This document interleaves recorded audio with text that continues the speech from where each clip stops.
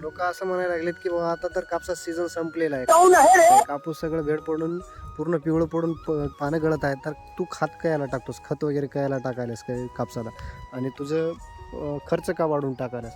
तर माझं तुम्हाला प्लॅन्ट दाखवतो कापसाचे. तर हे बघू शकता आता कसं हिरवगार आहे. कुठंतरी मला पिवळं पान पडलेलं दाखवा कापसामध्ये. तर कापसाला आता टाईम आहे खत टाकायचा. आता तर खरं सीझन सुरू झालं आहे कापसाचं खत टाकायचं. तर माझं लोकांना सांगणं आहे की तुम्ही आता खत टाका. तुम्ही मागे किती टाकलात ह्याला महत्त्व नाही, तुम्ही आता किती टाकायलात ह्याला महत्त्व आहे. आणि कापसाच्या झाडावरती तुम्ही बोंड बघू शकता किती पद्धतीत किती बोंड आहेत.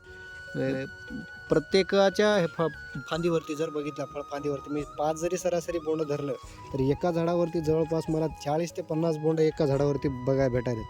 तर आता मी खत 1-2-3 दिवस झाले खत टाकून, 2-3 दिवस बी नाही, परवाचे कालच्या दिवस, म्हणजे आजचा दिवस आडवा गेला आहे, 2 दिवस झाले आहे. तर हे खत टाकून.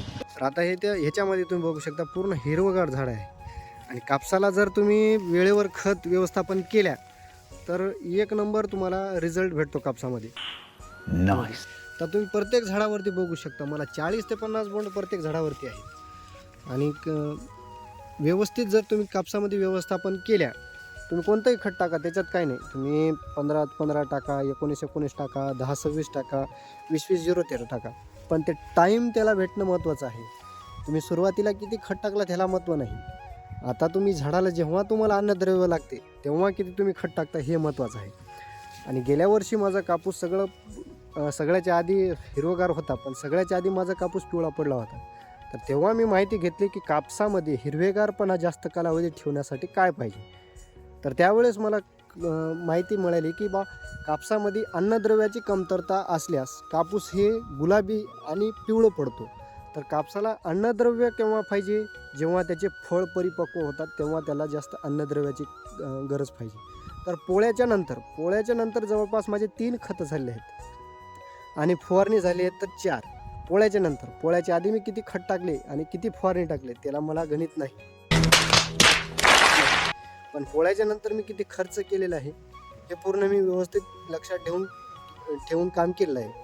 आणि पोळ्याच्या नंतरच तुम्हाला कापसामध्ये तुम्हाला खर्च करायचा आहे. त्याच्या आधी तुम्ही किती खर्च केलात आणि काय केलात ह्याला महत्त्व नाही. बघू शकता प्रत्येक झाडावरती आपल्याला हे 40-50 बोंड बघायला भेटाले. तर हेच फरक आहे. आणि मी नंतर जेव्हा कापूस शेवटच्या जेव्हा फवारणी घेतो त्यामध्ये मॅग्नेशियम सल्फेट मी कंपल्सरी वापरला आहे 2 ते 3 वेळेस. त्याच्यानं काय होते की कापसामध्ये हिरवेगारपणा टिकते आणि प्रकाश संश्लेषण क्रिया जी आहे ती चांगली होते. हेच त्याचा फरक आहे, दुसरं काही नाही. तुम्ही पण ट्राय करून बघा. मला ह्याच्यामध्ये रिझल्ट चांगला भेटलेला आहे. गेल्या वर्षी माझं सगळ्याच्या आधी पिवळं पडलं होतं, गुलाबी कापूस पडलं होतं. तर त्याच्यासाठी मी प्रयोग करून बघितले की ह्या वर्षी मला माझ्या कापसाला जितकं जास्त कालावधी होईल तितके जास्त कालावधी मी हिरवगारपणा ठेवायचं काम केलं आहे.